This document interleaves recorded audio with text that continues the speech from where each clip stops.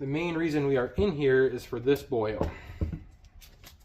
The open differential. Snout in there and whatnot. This, literally the bearing just fell out. It's that bad. How did this thing even drive? Just look at that damage right there. So that's probably from parts of it just breaking apart. That was probably the actual end breaking apart and then just getting in there, and then this grinded it up and then turned it into that fine paste, and these spider gears paid the price for it. Hey guys, welcome back to the channel. I decided to pull my swap because this transmission needed attention. And the reason it needs attention is because this came out of it a little while ago actually, but it was still drivable, but this thing just continues to leak and leak and leak no matter what I do to try and fix it. So we're just going to take it apart and try and figure out the problem. And I pulled the engine too because it's just easier to do on these Hondas, honestly, to pull the whole thing. And I wanted to do some work on the back of it anyways. So I think the reason it was overflowing oil, if you guys saw in the last video, was because the actual crankcase was just I overfilled it with oil. So I'm not saying my DIY idea didn't work, but now that I'm done with the budget part of the build, I made it work. Now I'm actually going to throw a little bit of money at it. So I bought some AN fittings and whatnot to screw on the back of the block so we can actually get some proper breathers on there. Oh, and I will add, another reason it could be blown by oil, I'm just going to choose to ignore it, is one of the holes is lower on compression. Now I'll be honest, the engine always had a little bit of a gallop, and it runs fine, so I wasn't super worried. But I did decide to actually do a compression test, and I did it multiple times to make sure I wasn't tripping. And yeah, we got a little bit of unevenness on hole 3, so honestly, we're just going to send it and see what happens. I know it's controversial to do that, and I know this is probably going to need a rebuild, but hey, at least it's triple digits and not double digits, so it is what it is. So just going to run lower boost on it and see how it does, you know, for science. And I really don't care if this engine blows because I love to rebuild engines. So if I have to rebuild it, that's fine. It's no sweat off my back. The nice thing about these transmissions is they do put in a little magnet on the bottom to catch all the metal shavings. But yeah, that's crunchy. And this could be residual from, you know, the last gear set they had in here, whatever. In fact, whew, there's chunks in there. So, oh well, it still shifts good though. So it is what it is. It's just, ow, ow, no thank you. I'll just grab my tool of choice, random flathead that identifies as a chisel, and a ball peen hammer. Yep, here we are. So you want to hold these with the shift forks as it comes out. I can't remember why, honestly. It's just the way that the ancients did it. The main reason we are in here is for this boil, the open differential. And as you guys could see, there is my problem. See this side, you know, there's a little snout in there and whatnot. This, literally the bearing just fell out. It's that bad. How did this thing even drive? Is this bearing even good anymore? Okay. Yeah, there you have it, guys. That's what happened. Snapped right off the casting. I have no clue how that happened, but as y'all can tell, differential is out. And here's that piece that I was telling y'all that broke off. That's supposed to go on here like this. Oh, and it actually looks like it broke in multiple places. That's a shame. That's probably the chunks we found on the bottom of the transmission. I also did puncture a hole right through this housing, and I want to show you exactly where that is. So this is what your shift linkage sits on, not your shifter buoy, but the other buoy, the eyelet. And I tightened it too much, and there's our hole right there. So that won't be a hard fix. I'm just going to tap that and then like seal it up with the plug with JB Weld. So I'm not that worried about that. It's just honestly this transmission got kaput. So we're just going to do the bare minimum to try and get this thing back on the road because this transmission is actually really good. It's just that hole right there and this blown up diff. So I'm going to try and source another diff, and when I do, I'll get back to you guys. We'll pop off this ring gear, we'll pop off these bearings and put them on. And I will say, besides the leaking, this transmission still shifted and ran and drove fine, but just look at that damage right there.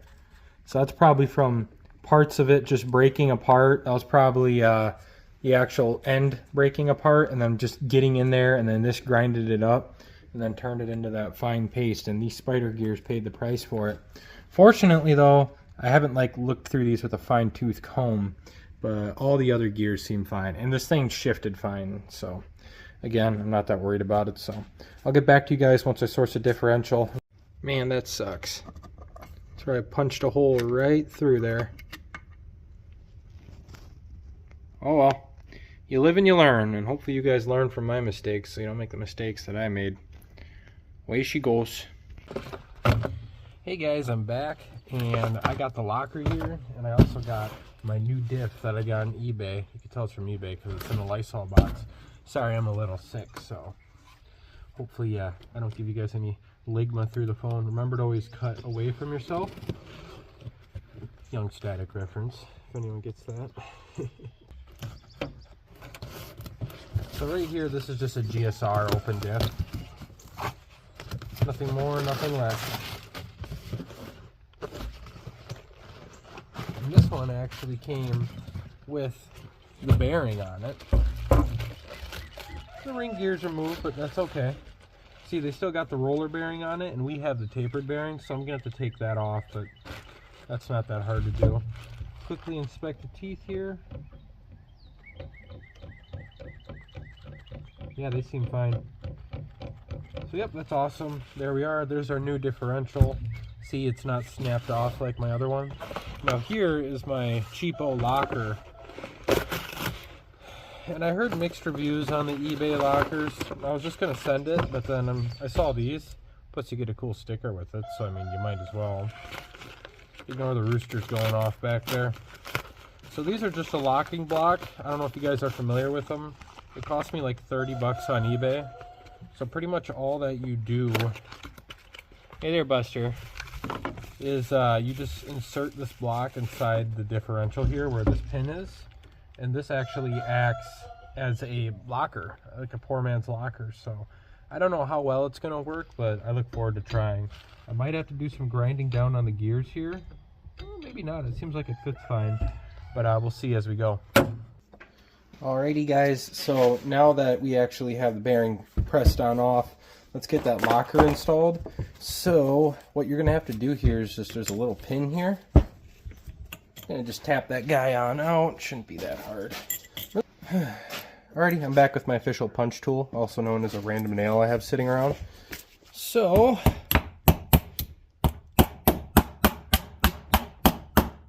come on, sweetheart. My Lanta. Alright, there you are. Now you got your new little insert. Alrighty, so there we are. Now I'll be able to press this pin out. It's a lot looser, so we'll be able to get it on out, and then the gears are going to fall everywhere. I'm going to try and remember where the gears came from originally, because it's kind of good to put things back the way they came. But hopefully we're lucky here, and we won't have to do any grinding. I know some folks, you actually have to grind down on the gears a little bit to make the locker fit. But here, let's just see. Alrighty. This pin pulls right on out. This pin pulls right on out. Come on, sweetheart. He's machined.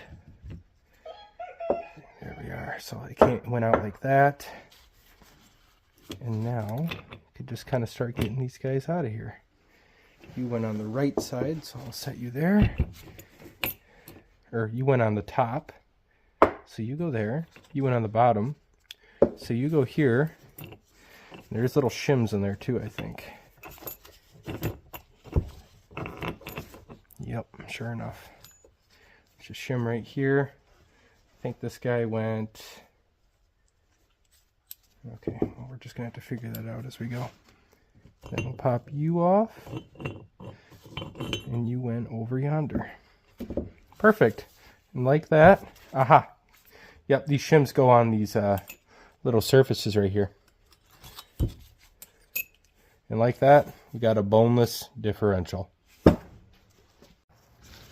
So here's our locker right here. As you can tell, there's little springs in there. And I'm going to be honest, I can't remember exactly how this works, but when it detects slip, what it does is it expands, and then it'll actually lock both the gears in together.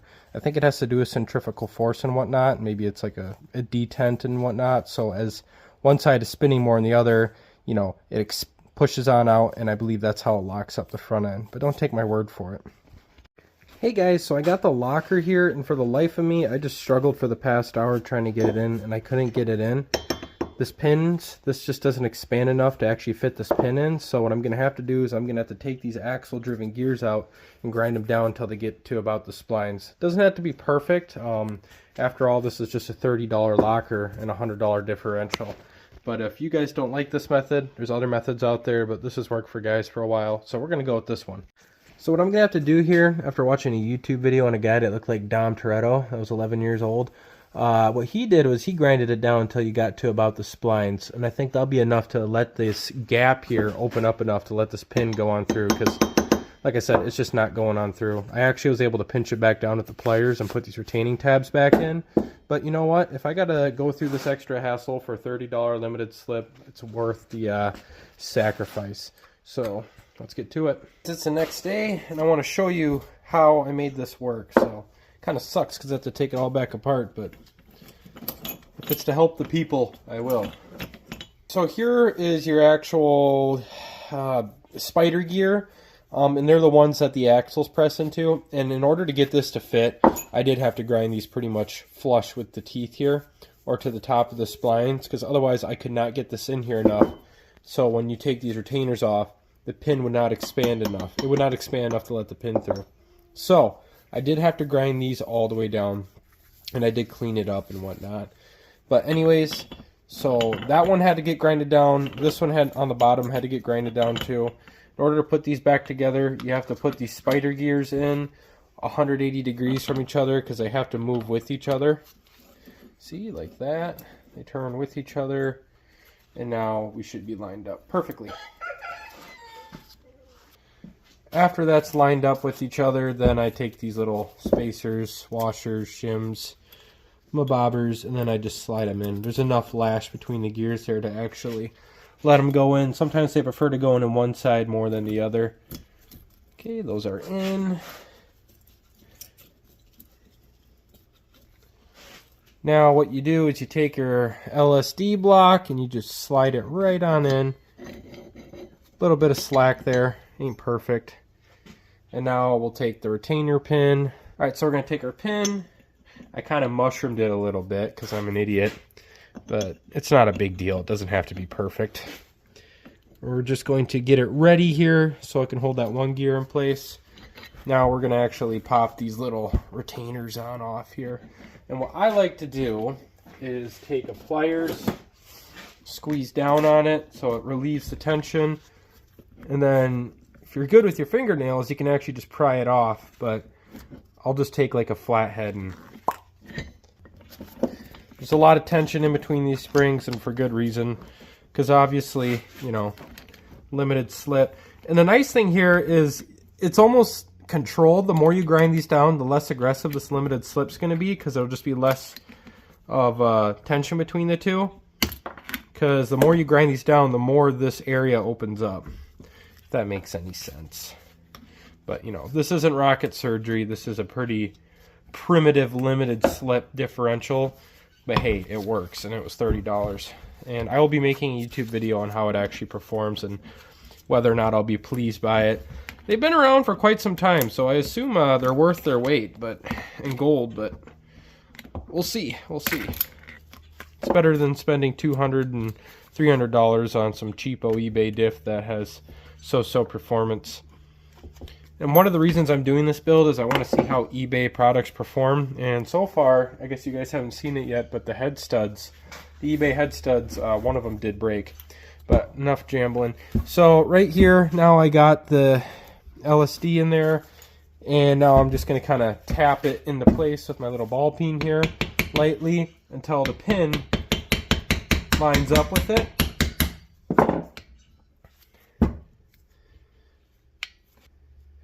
And as you can see there, well, let me see if I can turn on the flash for you. As you can see there, it's almost lined up nicely. So what I'm going to do is just give her a little bit more hammering. Oh, you got to fight those darn washers too. But you just give it a little bit more hammering until it lines up about right.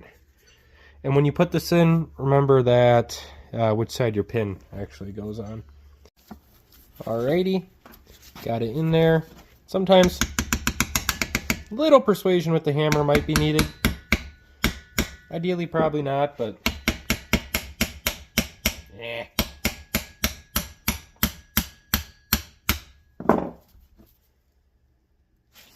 you can see there.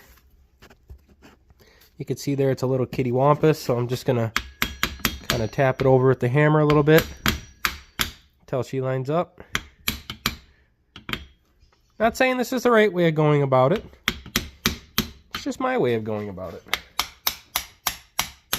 And you're gonna want to make sure that this is pretty straight up and down so it can line up with the pin once you drive it on through. Here we are. I just had to lightly tap it on through to make her be true. Now we're just going to take our pin and press it back on in. One thing that actually does help while doing this is, that I found out at least, is just spraying it with a little bit of WD-40. I'm trying to remember if there was a certain way this went in. I think I pressed it out this way. So we'll press her back in the way in which she came. Again, if you have like a brass hammer or something, that'd be a lot better than what I got going on, or if like maybe just like leave this in your freezer or something overnight. But as long as you're careful, I think we'll be fine.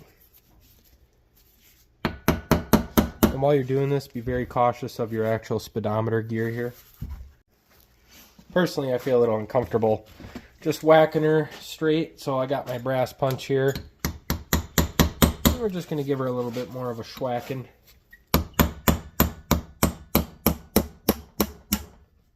Maybe a brass hammer would be smarter, but we got to make do with what we got.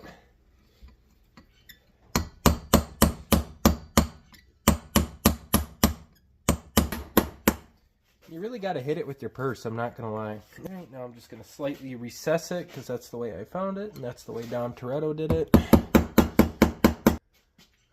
Alright, a little bit more. And there we have it. That is a limited slip differential. I bought this diff on eBay for $100. This was $33. $133 limited slip with OEM parts. So next up here, we got the old differential. We got to pop this GSR ring gear off and put it on, well, this GSR diff. So we're going to pop these guys on off, and I'm probably going to put Loctite on them too, just to be safe, because this is just one of those things that it's so deep in the car, you don't want to come back to it later. Well, I just kind of had a eureka moment, and I'm like, I wonder if these are reverse thread. So, you know, on old cars, they made a lot of the threads reverse thread on the wheels because they thought it would back off otherwise. Well, I guess I did that with the differentials on these Hondas, so righty loosey, lefty tighty on these. See? Tighty tighty. Loosey loosey. The more you know. Alrighty, let's get the rest of these popped off and put on the good diff. Alrighty.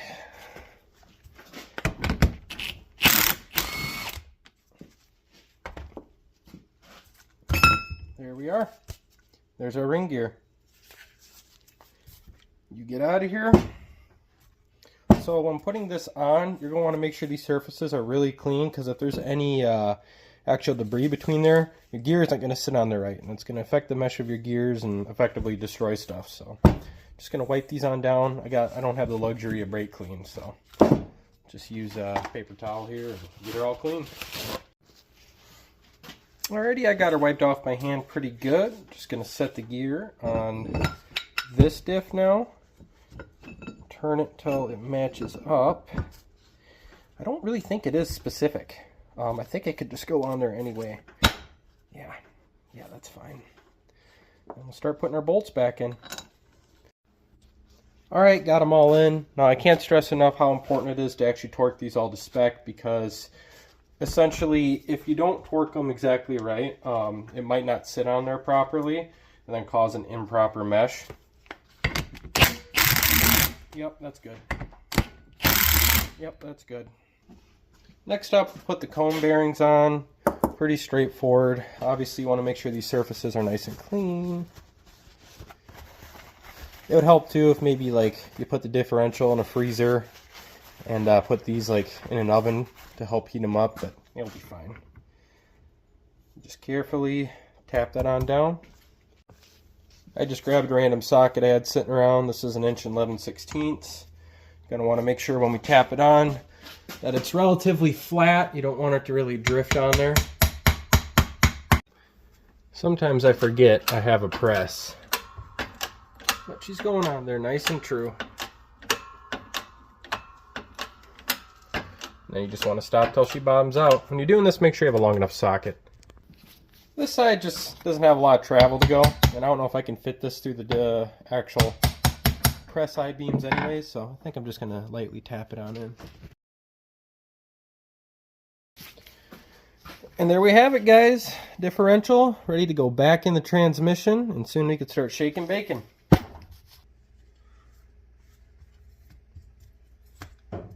Alright.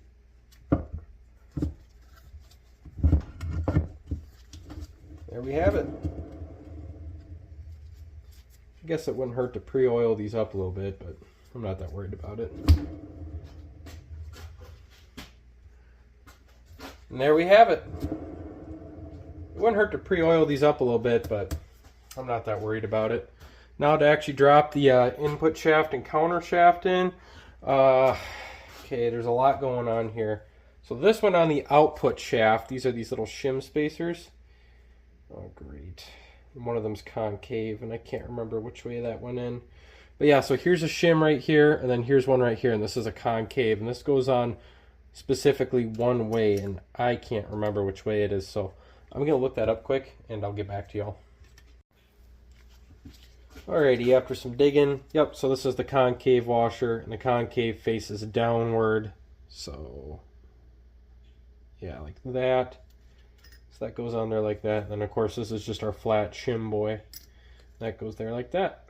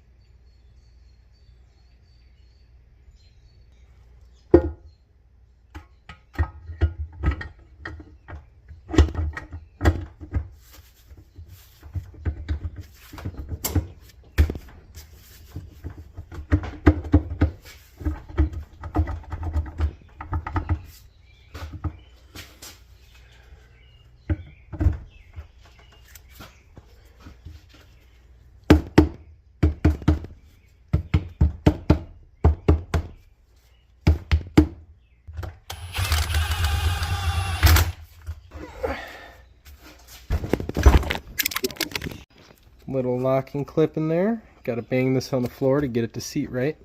And I got to rush while doing this because my phone's almost dead.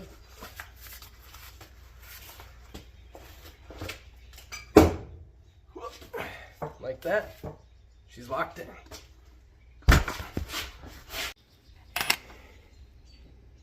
Yep, locked in. Alrighty guys, I'm really excited. I got that LSD installed. Tomorrow we'll actually get this hooked up to the engine, and if we're lucky, actually get to take it on its first test drive. I do need to get some copper crush washers for the bottom detents there. They didn't have any crush washers on it before, so that could actually be why this thing was leaking trans fluid, and unfortunately I don't have any sitting around, so that's unfortunate. But stay tuned. We'll get this in the car and we'll see if this limited slip diff works. And if you guys want me to make more in-depth videos, throughout this video, I was sort of explaining everything and then I decided to edit it out. But if you guys actually like me walking through and how to do everything, drop in the comments below. I know some people like that stuff, some people don't. The problem is when I do that, the videos kind of drag out. But if that's what the people want, I will gladly give it to them because I enjoy explaining things because I learn things along the way. And then when I talk out loud, it makes me feel smart. But anyways, guys, thank you for watching the video and y'all have a good one.